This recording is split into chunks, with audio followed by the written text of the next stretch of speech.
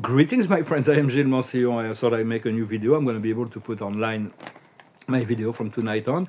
I wanted to come and discuss certain aspects of spirituality. The first one is that we all agreed consciously, or maybe some of them are not conscious, to come and play the game of duality here, to go through the test of the illusionary veil, which is very, very stressful. It's very tense. It's very believable that all of that is real.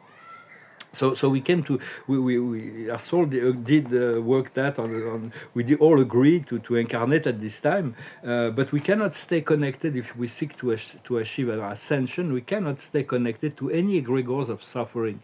Doesn't mean that love can be indifferent when we see that we can alleviate suffering and we can change something, or we can send light or violet fire or assist someone or assist something, or improve a situation. We're gonna act upon it to alleviate suffering, but we cannot be emotionally suffering with others.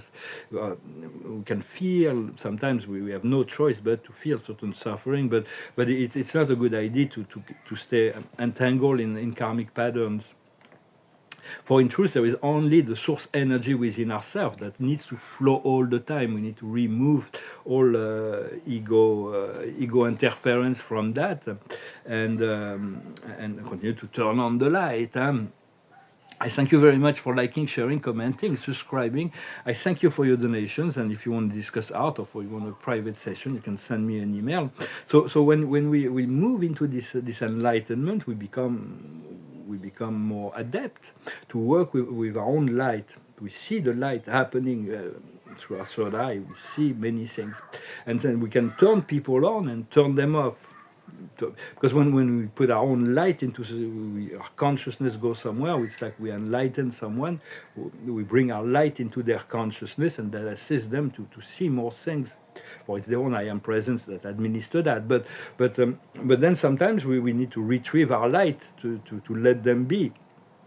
And so it's like we have to administer our energy. The best example for this this idea of sharing our light was the Master Jesus when he was on the earth. There were many people that when they come to meet him, they used to be enlightened. They felt the love of God. And then at some point he had to leave. He was crucified, and for 3 days, then he came back. But for 3 days, his presence was completely gone from the earth. And all his disciples, all his disciples just completely went away. They were like, "Oh, we don't know him." He says, it was because they were so used to have the benefits of his own light body, of his own aura, of his own love and light, that when that was withdrew, they didn't have their own activation of their own light, as much as they all denied him. Rejected him and so on. So it's like it's good to assist the world in develop. We can bring our light to the world, that our aura embrace the whole planet and fill it with love, with light, and to continue to do that on individual situations. But at some point, everybody's got to do their own work and develop their own light body.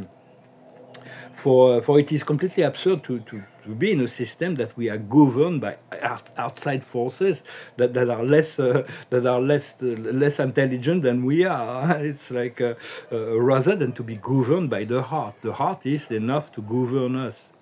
So for survival, the naivety of humanity to allow ourselves to be governed by lower intelligence, so to speak, has really created put a lot of people in a state of survival. But originally, the Father, Mother, God of the universe, of our universe, never planned for humanity to be in a state of survival. Those are the lessons of the animal kingdom. And so we need to return to the state of abundance. For all of that was created artificially by beings who nourish themselves from fear and suffering of others. So they're like soulless beings that they're exploring a completely different parameter, completely different experience of life, completely disconnected, as disconnected as possible from the love of the source. So, but the failing of most Earth's government is forcing people to turn within and to seek their guidance internally. For the law of one is really self-governance, the respect and freedom of yourself and others, for there is true and false liberties. Those were discussed by the Melchizedek in the Urantia book about the Lucifer rebellion. There is true and false liberty. You can be free to do anything you want as long as you do no harm. But if your liberty is to enslave a population, it's not true liberty. Or it's to hurt somebody or to abuse a power. That's not freedom. Of course, you have your free will, and if you're more powerful, it's like the law of the fittest. You're on top of the food chain, so you can abuse everybody. No, that will be reflected negatively in the karma. And now time is compressed, so karma will be more instantaneous, and people will have no choice but to face the music of their own creation very soon. So I just wanted to say that you do want to respect the right to live of everybody else, just as you respect your own. You don't allow anybody to take away your joy and your creative power and your sense of self. So this law of one is like is something that's very, very powerful. It's the law of self-government. So we have to follow our inner light, and following our inner light will lead to the right action, to right thought, to right meditation, to all all that is good. And the inner light, the forces of the heart are really essential in guiding the world back into the unity of the one. For there is humanity was young and naive, and they brought about these beliefs of not enough money, not enough land, not enough love, not enough. So it's like this survival came about, and that created all kinds of suffering, greed, cupidity, competition, conflict. But the lack is an illusion, for life is abundant. God created an abundance, and it all flows from the Creator. We just need to reconnect and depend on this inner flow of light and love. And for that, we need to trust, and we need to be generous. It's very, very important to administer the resources with love and compassion and wisdom.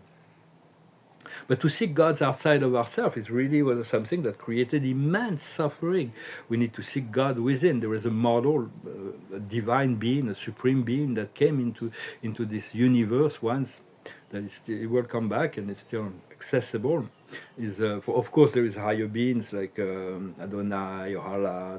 All that is, and we stay in alignment with their plans, and we serve their plans. But this being is called Ra.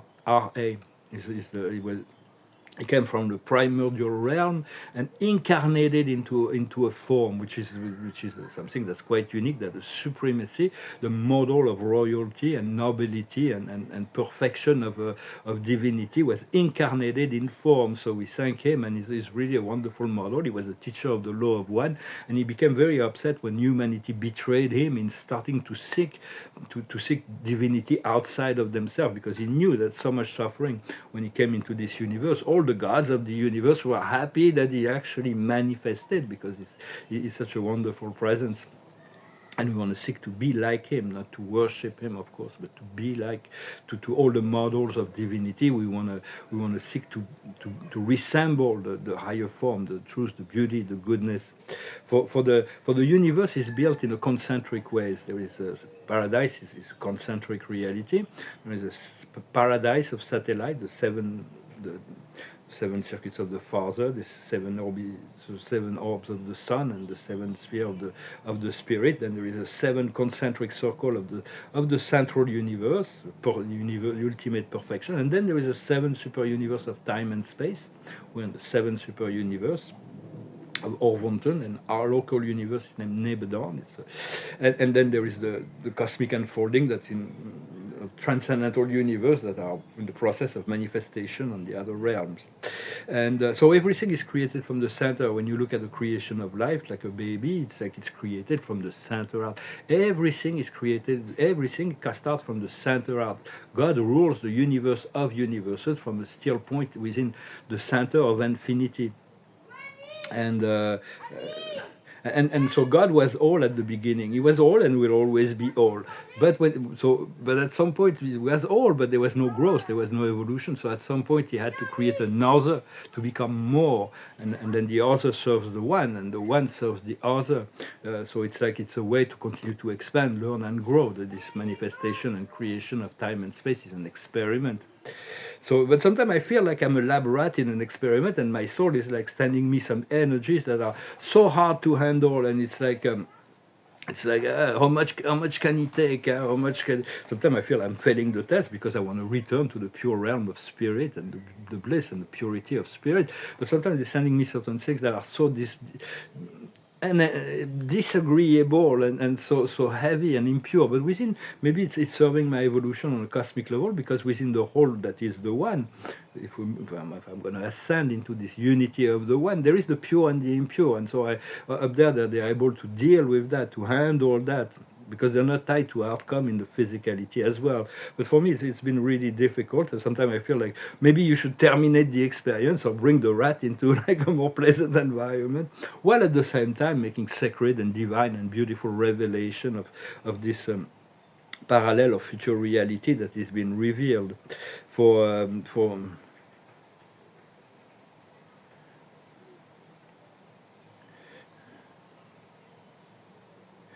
So it's like well, sometimes yeah, I do want to. What my soul is sending me is really, really, really hard to handle. I'm like, well, what am I doing? Are you sure that and it's like I'm contradicting my. I still have a feel of a force of opposition in relationship to, because what is manifested outside in relationship to that connection, that spiritual, that soul connection, is completely opposing to what is being revealed inside. It's like the whole point of the process, maybe to destroy all. I was very romantic, to destroy all my illusions about romantic love, desire, sentimentality. Like this is destroyed everything. I have no more desire. I would say that, and then maybe I'll meet somebody and just like can't help it. Love can. It's just will happen maybe, but it's been a very challenging experience. So in truth, God created the God, the Paradise Trinity, the original gods, at the dawn of creation, before they created the universe of universes, decided to create humans at their own image, with the potential of supremacy, ultimacy, and absoluteness and infinity. So our soul is already in this process of integration of ever increasing level of spirituality and consciousness. But at some point in the Bible, the Anunnaki, they say we've created you and you are in our own image. But in truth, they didn't create human beings. They modified the DNA of humanity to become, to lessen them, to become slaves, to serve them and to worship them, and no other God than me. Huh? Be careful because I'm going to punish you. It's like, ooh, sorry, man. But, we respect it. It's like they still, with the Bible, they still try to balance out all of the mistakes of the past that they've created, because they realize that humans had bigger potential even than they did. So it's like they get a little confused about that. And so, but they modified the whole DNA to serve their own agenda. And now there is the awakening, the reawakening of dormant strand within our DNA, the activation. All those activation are relative to our spiritual origin. Some may be more activated by Andromeda, Arcturus, Pleiades, Venus, Sirius, and all kinds of different origin, and that will awaken different qualities, different sensitivity. There is a very powerful cellular detox that is going on, and all those activation will lead to supernatural powers eventually, once we have completed this process. Right now, telepathy is something that we're learning to use, for we can already use it with all those who are telepathically aware, but it's more precise and more enjoyable than technology. So eventually we're going to use that as the main ways to communicate.